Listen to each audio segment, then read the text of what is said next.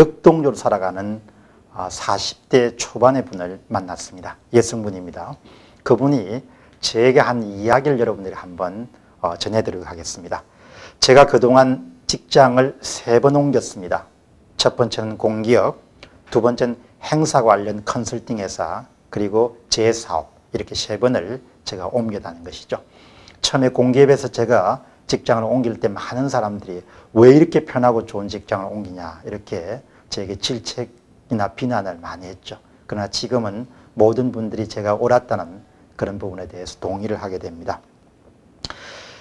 제가 젊은 친구들을 만나면서 느끼게 되는 아쉬움은 안주하지 않고 자신의 경력을 항상 머리에 넣고 경력을 어떻게 만들어 갈 것인가, 일종의 로드맵이라고 할 수 있겠죠.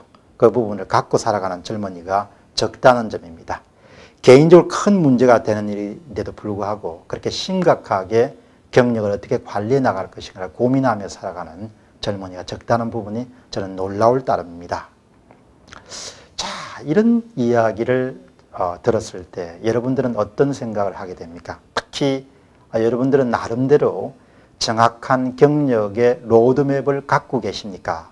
이런 질문을 여러분이 받으신다면 여러분 어떻게 답을 하시겠습니까? 아주 구체적인 그런 경력의 관리를 뜻하는 것은 아니지만 언제까지는 무엇을 하고 또 이 다음에는 어떻게 하고 또 그렇게 해서 이 다음에는 이렇게 걸어간다.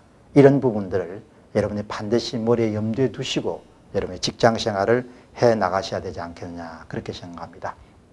그런데 저의 경험에 미뤄보면 이와 같은 경력과 관련된 자기 나름대로의 계획서를 갖고 살지 않는 분들은 항상 위기에 처하게 될 그런 가능성이 높다는 점입니다.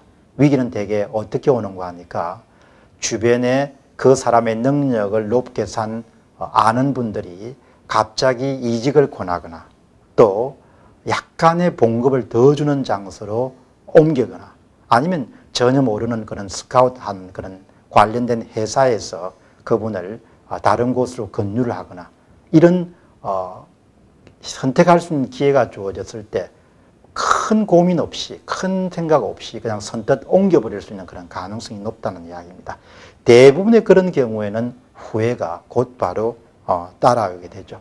다시 이야기하면 경력에 대해서 자기 나름대로의 관점을 갖지 않는 경우에는 주변의 유혹에 쉽게 넘어가 버리게 된다는 것입니다. 여러분들이 아시다시피 타인은 모두 자기 자신의 이익에 충실하게 살아가는 사람입니다. 여러분 자신을 보호하고 여러분의 경력을 제대로 만들어가는 데선 다른 사람들은 크게 관심이 없는 것이죠. 그 부분에 관심을 가져야 되고 고민을 해야 되고 현명하게 선택해야 되고 결정해야 될 부분은 바로 여러분들이라는 사실입니다. 그렇기 때문에 항상 여러분 자신의 경력을 어떻게 관리해 나갈 것인가 하는 부분을 늘 명심해 두고 여러분의 직장 생활을 영위해 나가셔야 될 거로 그렇게 봅니다. 그리고 우리가 흔히 이 경력과 관리에서는 기회비용이 크게 따르죠. 그러니까 A라는 분야에서 특정 시간을 보내는 것은 다른 모든 분야에서 일을 할 수 있는 그런 기회를 여러분들이 자발적으로 포기하는 것을 뜻하게 됩니다. 그렇기 때문에 여러분들이 특정 분야에 옮긴다는 것은 다르게 보면 다른 분야에 있었을 때 여러분이 가질 수 있는 기회 그리고 여러분의 성장할 수 있는 가능성 같은 경우를 자발적으로 포기하는 것을 뜻하게 되죠.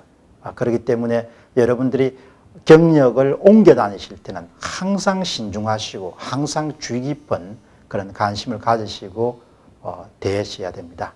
이런 면에서 보면 어떤 면에서 우리 모두는 인생의 최고 경영자에 해당하는 것이죠.